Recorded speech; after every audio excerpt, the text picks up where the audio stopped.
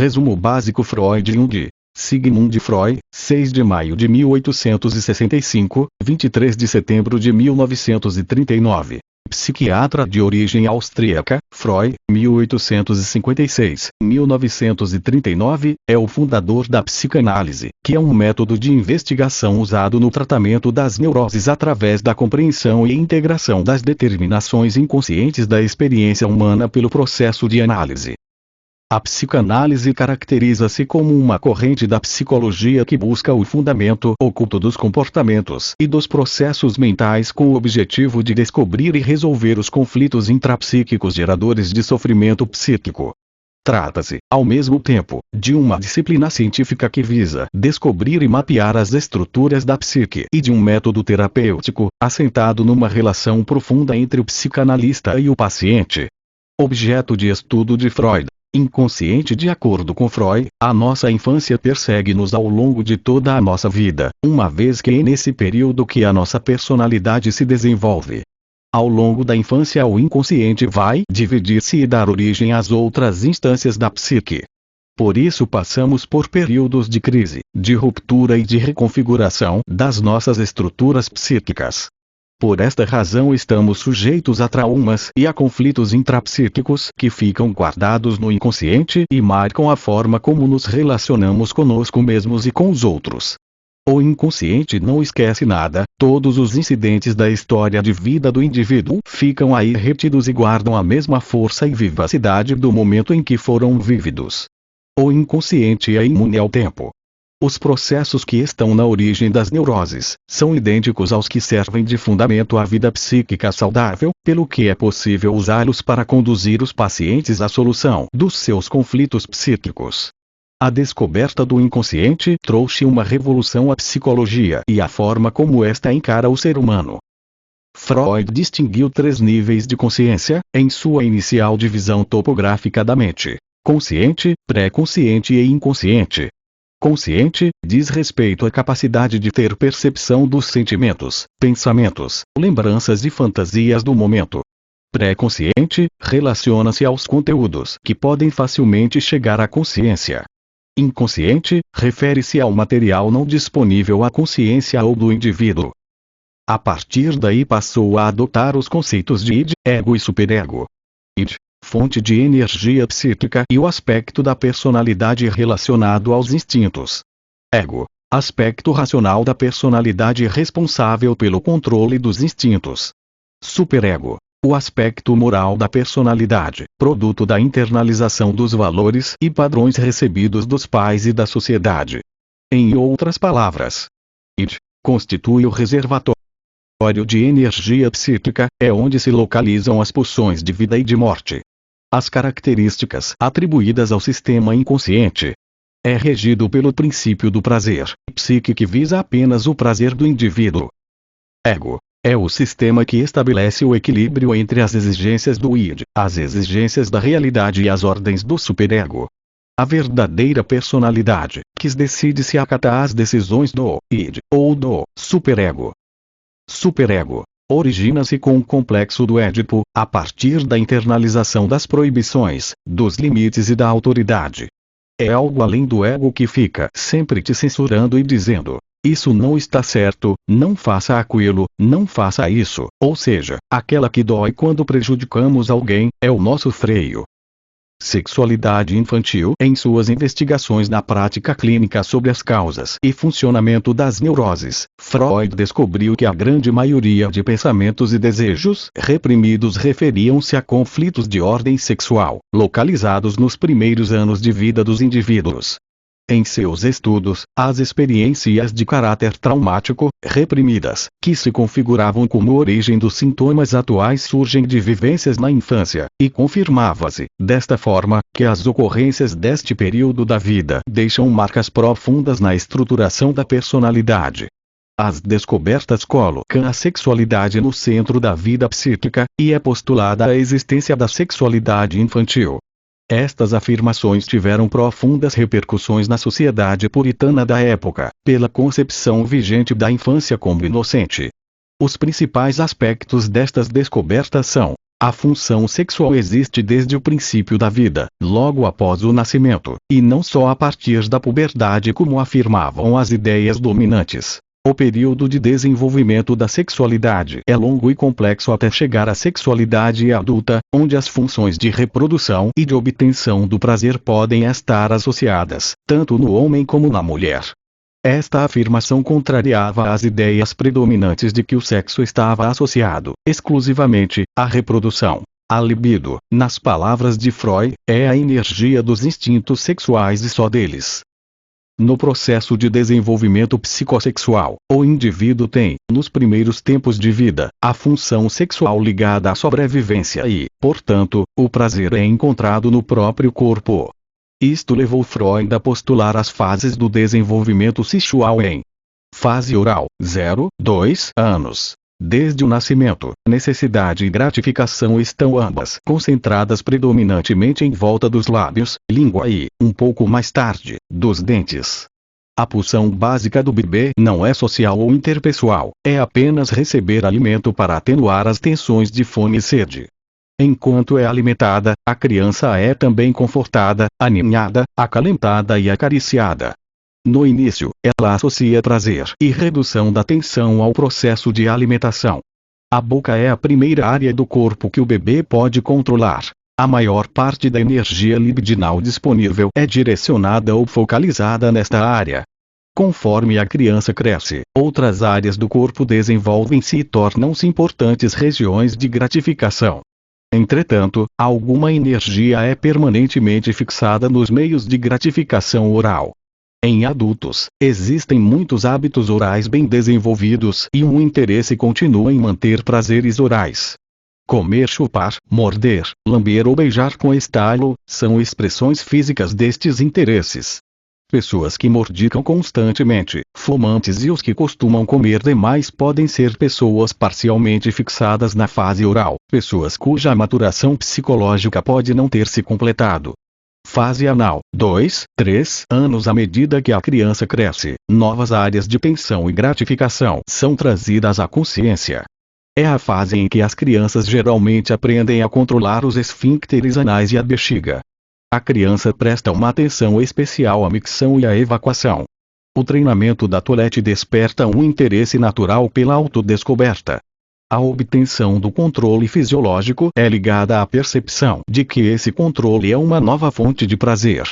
Além disso, as crianças aprendem com rapidez que o crescente nível de controle lhes traz atenção e elogios por parte de seus pais. O inverso também é verdadeiro. O interesse dos pais no treinamento da higiene permite à criança exigir atenção tanto pelo controle bem-sucedido quanto pelos erros.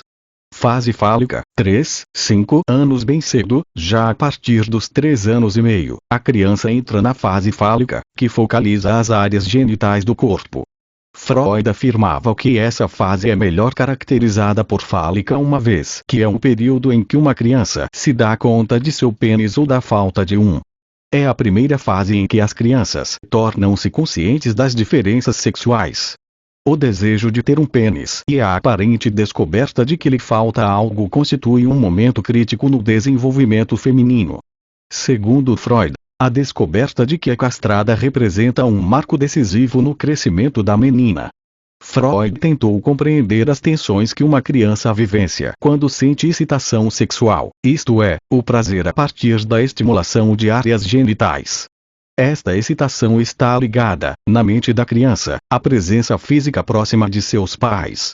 O desejo desse contato torna-se cada vez mais difícil de ser satisfeito pela criança, ela luta pela intimidade que seus pais compartilham entre si. Esta fase caracteriza-se pelo desejo da criança de ir para a cama de seus pais e pelo ciúme da atenção que seus pais dão um ao outro, ao invés de dá-la à criança. Desses eventos, destaca-se o complexo de Édipo, pois é em torno dele que ocorre a estruturação da personalidade do indivíduo. Acontece entre 2 e 5 anos. No complexo de Édipo, a mãe é o objeto de desejo do menino, e o pai é o rival que impede seu acesso ao objeto desejado. Ele procura então assemelhar-se ao pai para ter a mãe, escolhendo como modelo de comportamento, passando a internalizar as regras e as normas sociais representadas e impostas pela autoridade paterna. Posteriormente, por medo da perda do amor do pai, desiste da mãe, isto é, a mãe é trocada pela riqueza do mundo social e cultural, e o garoto pode, então, participar do mundo social, pois tem suas regras básicas internalizadas através da identificação com o pai. Para as meninas, o problema é similar, mas na sua expressão e solução tomam um rumo diferente. Menina deseja possuir seu pai e vê sua mãe como a maior rival. Enquanto os meninos reprimem seus sentimentos, em parte pelo medo da castração, a necessidade da menina de reprimir seus desejos é menos severa, menos total. Latência, 6 anos. A puberdade, 13 anos. Nesta etapa do desenvolvimento a criança se caracteriza por uma diminuição das atividades sexuais, isto é, há um intervalo na evolução da sexualidade. Os interesses das crianças estão mais voltados para as atividades escolares. Sublimação. Fase genital. Início da puberdade e a fase adulta. A fase final do desenvolvimento biológico e psicológico ocorre com o início da puberdade e o consequente retorno da energia libidinal aos órgãos sexuais. Neste momento, meninos e meninas estão ambos conscientes de suas identidades sexuais distintas e começam a buscar formas de satisfazer suas necessidades eróticas e interpessoais. OBS. As fases do desenvolvimento psicossexual não são delimitadas com precisão, portanto todas as idades apresentadas são consideradas como aproximadas à fase de transição, e mudam de caso para caso de acordo com as vivências do sujeito. Mecanismos de defesa. Mecanismos de defesa são processos psíquicos inconscientes que aliviam o ego do estado de tensão psíquica entre o id intrusivo, o superego ameaçador, e as fortes pressões que emanam da realidade externa. Devido a esse jogo de forças presente na mente, em que as mesmas se opõem e lutam entre si, surge a ansiedade cuja função é a de assinalar um perigo interno. Esses mecanismos entram em ação para possibilitar que o ego estabeleça soluções de compromisso para problemas que é incapaz de resolver, ao permitir que alguns componentes dos conteúdos mentais indesejáveis cheguem à consciência de forma disfarçada. Alguns mecanismos de defesa. Compensação: encobrir uma fraqueza real ou percebida enfatizando uma característica que se considera mais desejável.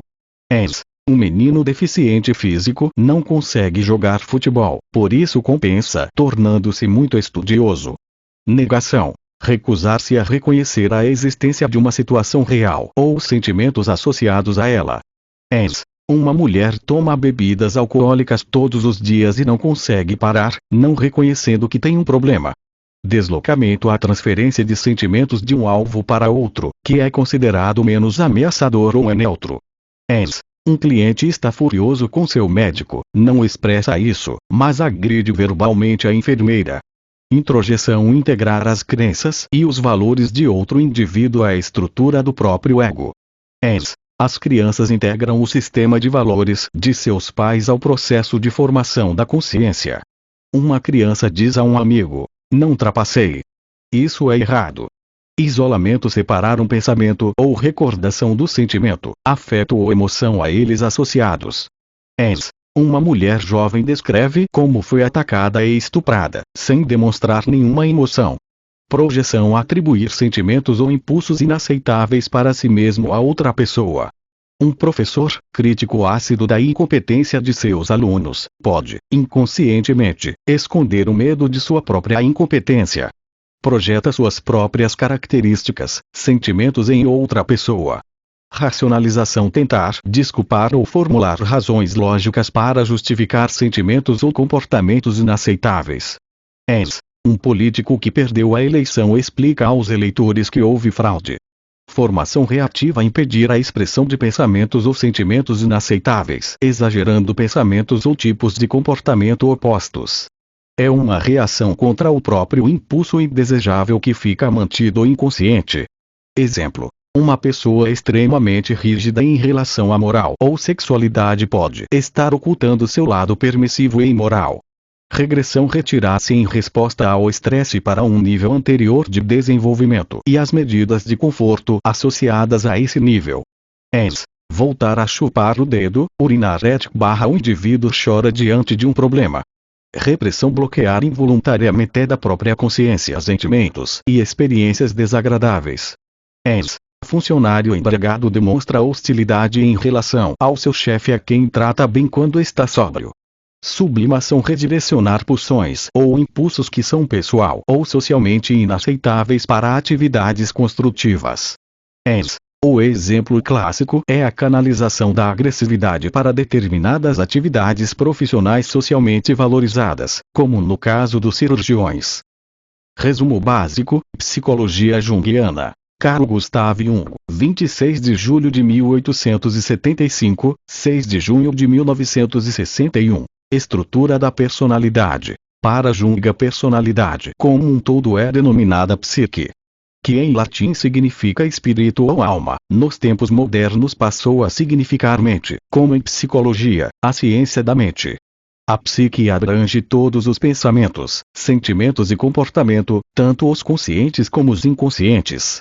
Ao contrário de muitas teorias psicológicas, Jung rejeita a ideia de que a personalidade seja fragmentária, construída ou preenchida. O homem não luta para se tornar um todo. Ele já é um todo, ele nasce como um todo. O que lhe cabe fazer durante a experiência é desenvolver este todo essencial. Uma personalidade dissociada é uma personalidade deformada.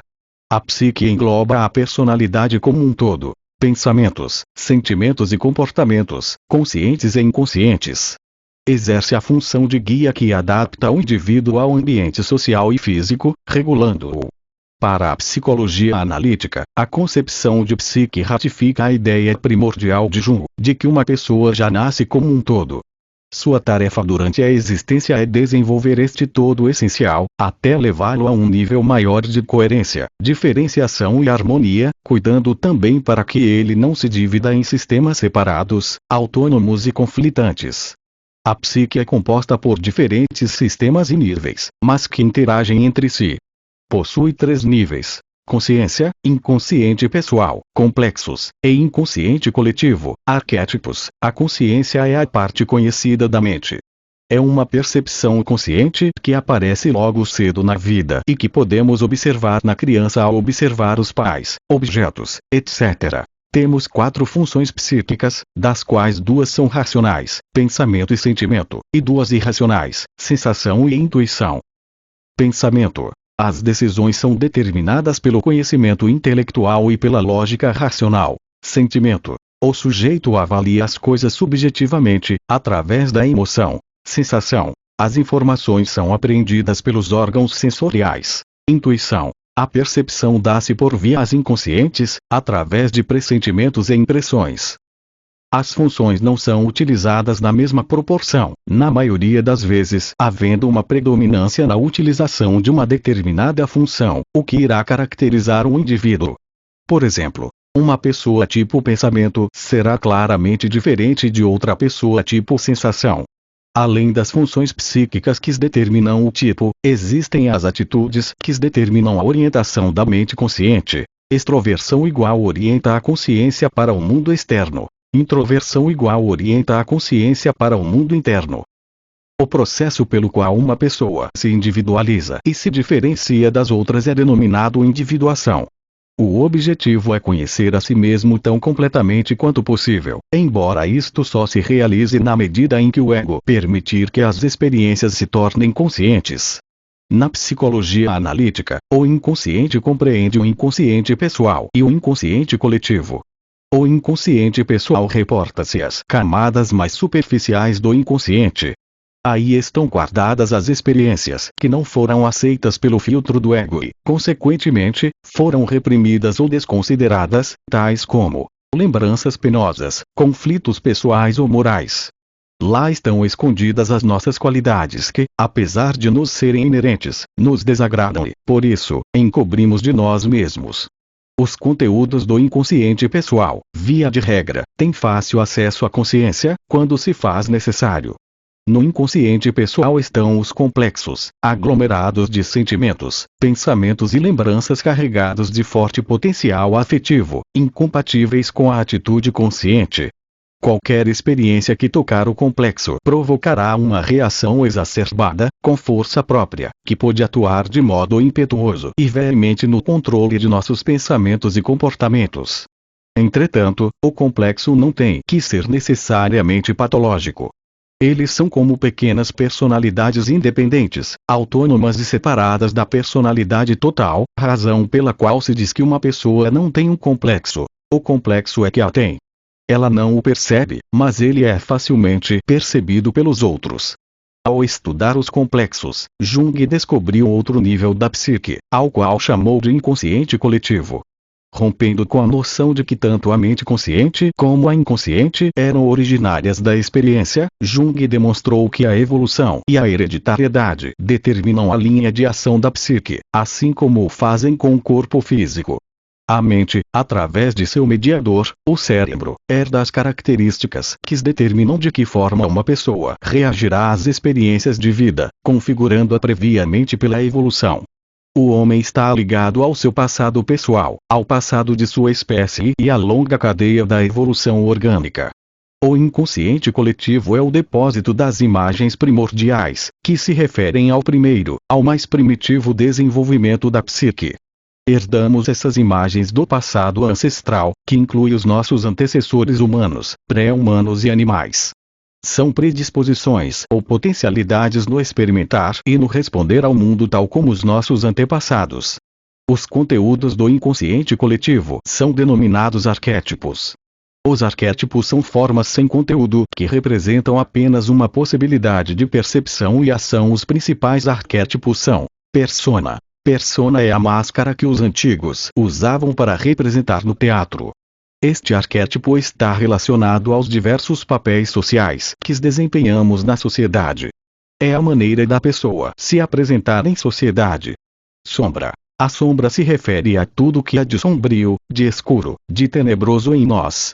São conteúdos reprimidos, qualidades consideradas menos desejáveis, boas ou más.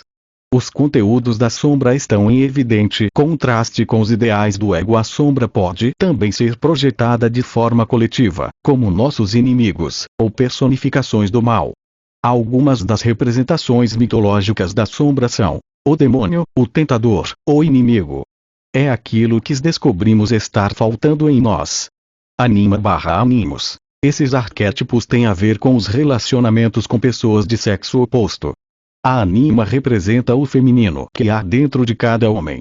O animus representa o masculino que há dentro de cada mulher.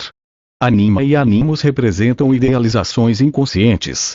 Ou seja, modelos de perfeição ideais para cada pessoa. Self. Este arquétipo tem a ver com a totalidade. O self é o centro regulador da psique. Para Jung, o aparelho psíquico é autorregulável e busca sempre o equilíbrio. O self é quem organiza a psique. Individuação. A individuação, conforme descrita por Jung, é um processo através do qual o ser humano evolui de um estado infantil de identificação para um estado de maior diferenciação, o que implica uma ampliação da consciência. Através desse processo, o indivíduo identifica-se menos com as condutas e valores encorajados pelo meio no qual se encontra e mais com as orientações emanadas do self, a totalidade. Jung entende que a conscientização dessa totalidade é a meta do desenvolvimento da psique. Devemos buscar essa individuação, essa iluminação, esse autoconhecimento. Um dos passos necessários para a individuação é a assimilação das 4 funções: sensação, pensamento, intuição e sentimento, dinâmica da personalidade. Para que as estruturas da personalidade descritas no capítulo anterior desempenhem suas atividades, é mistério energizá-las. Qual a origem dessa energia? Como é utilizada? Como se distribui pelas diversas estruturas? De onde vem? A psique é um sistema relativamente fechado. Sistema unitário, sistema de energia mais ou menos autocomandado. Energia, de fontes externas, inclusive pelo corpo uma vez adicionada, passam a pertencer exclusivamente à psique e não mais pela natureza das fontes externas. A psique recebe energia de fontes fontes externas. A energia procede, coisas que tocamos, vemos, cheiramos, degustamos, sentimos ou ouvimos. Sentidos, fonte contínua de estimulação, através da qual a psique é alimentada. Sistema psíquico, se mantém em estado de mudança contínua e nunca pode atingir um estado de perfeito equilíbrio, apenas estabilidade relativa à incessante redistribuição de energia no sistema. Se fosse um sistema fechado, equilíbrio, não estaria sujeito à interferência externa. O estímulo mais insignificante pode derrubar a estabilidade mental, Um comentário inócuo pode provocar uma reação emocional extremada, positiva ou negativa. Psique totalmente aberta, o caos. Totalmente fechada, estagnação. Ideal, equilíbrio entre os dois extremos. Utilização. Energia da qual se efetiva o trabalho da personalidade manifesta-se de modo consciente através dos esforços, do desejo e da determinação. Não pode ser medida. Expressa-se sob a forma de forças reais ou de forças potenciais, executando o trabalho psicológico. 1. Atividades psicológicas. Perceber, lembrar, pensar, sentir, desejar, querer, aplicar-se, esforçar-se. 2. Atividades fisiológicas. Respirar, digerir, suar, dormir, transar. 3. Forças potenciais, podem ser ativadas a qualquer momento. Predisposições, tendênicas latentes, propensões. Origina-se das experiências da vida. A psique sempre está fazendo algo, mesmo quando dormimos, a psique continua ativa, produzindo sonhos. Nem sempre nos damos conta dessa atividade. Sonhamos durante toda a noite. Atividade psíquica, atividade corporal. A energia psíquica transforma-se em energia física e vice-versa.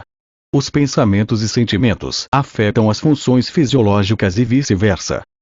Dinâmica da personalidade. Distribuição. 1. Valores psíquicos. Quantidade de valores psíquicos voltados para uma coisa só, observação direta e dedução, indicadores de exemplos, reações emocionais e intuição. 2. Equivalência a princípio da entropia. Princípio da entropia, P é a transferência de energia de uma posição para a outra. A entropia governa os intercâmbios de energia em toda a personalidade, com o objetivo de constituir um sistema perfeitamente equilibrado.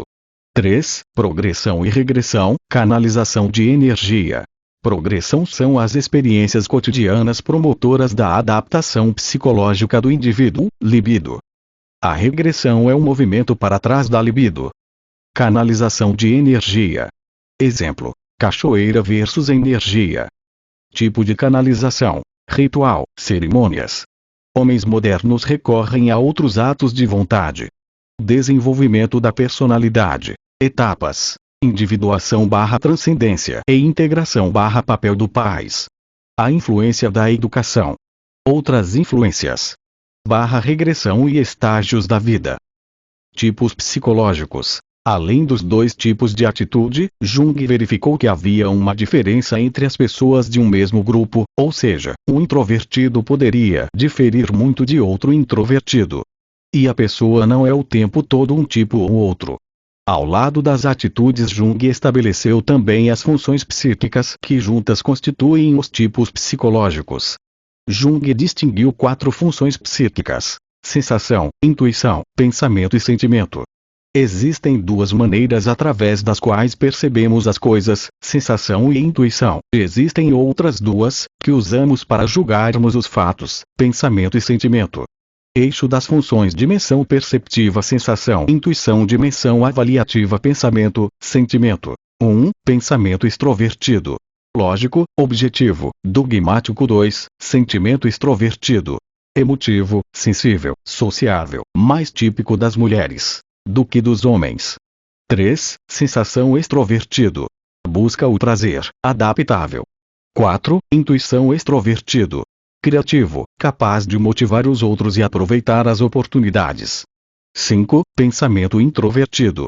Mais interessado em ideias do que em pessoas. 6. Sentimento introvertido. Reservado, não demonstra, mas é capaz de emoções profundas. 7. Sensação introvertido. Sem interesse pelo exterior, expressa-se em buscas estéticas. 8. Intuição introvertida. mais preocupado com o inconsciente do que com a realidade cotidiana. Não posso provar a você que Deus existe, mas meu trabalho provou empiricamente que o padrão de Deus existe em cada homem, e que esse padrão, pattern, é a maior energia transformadora de que a vida é capaz de dispor ao indivíduo. Encontre esse padrão em você mesmo e a vida será transformada. C.G. Jung. A importância dos sonhos. Carl G. Jung. Carl G. Jung. Org. O homem e os seus símbolos. Rio de Janeiro, ed.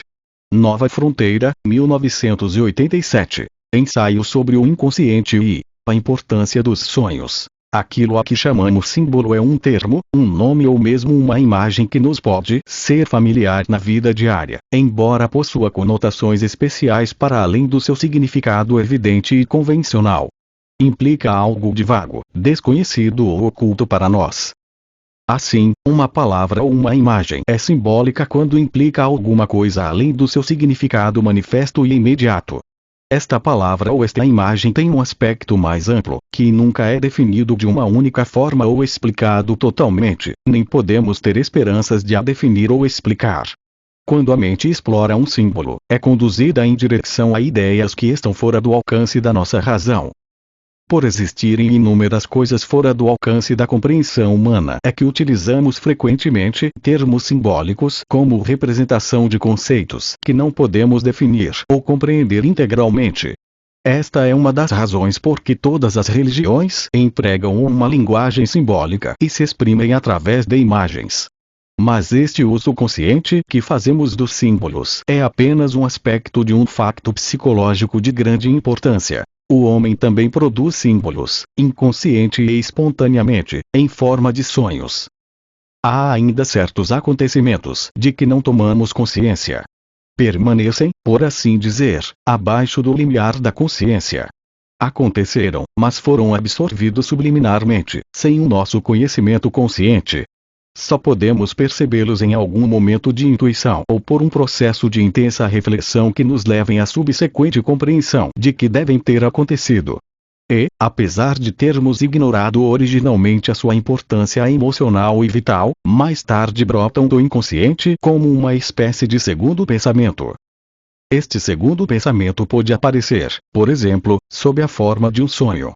O aspecto inconsciente de um acontecimento é nos revelado, geralmente, através de sonhos, onde se manifesta, não como um pensamento racional, mas como uma imagem simbólica. Do ponto de vista histórico, foi o estudo dos sonhos que permitiu, inicialmente, aos psicólogos, a investigação do aspecto inconsciente de ocorrências psíquicas conscientes. Fundamentados nestas observações é que os psicólogos admitem a existência de uma psique inconsciente, apesar de muitos cientistas e filósofos lhe negarem existência. Argumentam ingenuamente que uma tal pressuposição implica a existência de dois sujeitos ou, em linguagem comum, de duas personalidades dentro do mesmo indivíduo. E estão inteiramente certos. É exatamente isto o que ela implica. Esta divisão de personalidades é, com efeito, uma das maldições do homem moderno. Não é, de forma alguma, um sintoma patológico. É um facto normal, que pode ser observado em qualquer época e em quaisquer lugares. O neurótico cuja mão direita não sabe o que faz a sua mão esquerda não é caso único. Esta situação é um sintoma de inconsciência geral, que é, inegavelmente, herança comum de toda a humanidade. Aquele que nega a existência do inconsciente está, de facto, a admitir que, hoje em dia, temos um conhecimento total da psique. É uma suposição evidentemente tão falsa quanto a pretensão de que sabemos tudo a respeito do universo físico. A nossa psique faz parte da natureza e o seu enigma é, igualmente, sem limites. Assim, não podemos definir a psique nem a natureza. Podemos, simplesmente, constatar o que acreditamos que elas sejam e descrever, da melhor maneira possível, como funcionam. No entanto, fora das observações acumuladas em pesquisas médicas, temos argumentos lógicos de bastante peso para rejeitarmos afirmações como não existe inconsciente, etc. Aqueles que fazem este tipo de declaração estão a expressar um velho misoneísmo, o medo do que é novo e desconhecido. Sigmund Freud foi o pioneiro, o primeiro cientista a tentar explorar empiricamente o segundo plano inconsciente da consciência.